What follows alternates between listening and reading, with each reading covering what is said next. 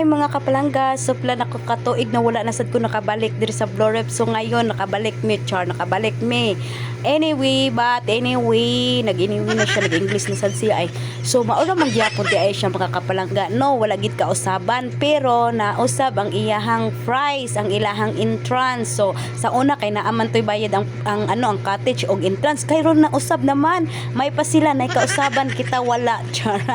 Ito mga kapalangga nindot kaya mo ang mga slide diha kapalangga kay happy kayo mi diha kay nagkuyog gid mi tanan mo ng mga family bonding because going to back to school na next month. So anyway na sad ay mauto ang ako gikuan nindot na kayo ang Florep pero ang iyang advantage na na usab na ang ilang entrance, so 150, so libre na ang cottage, libre na ang foods, libre na sad siya or dili siya di ay.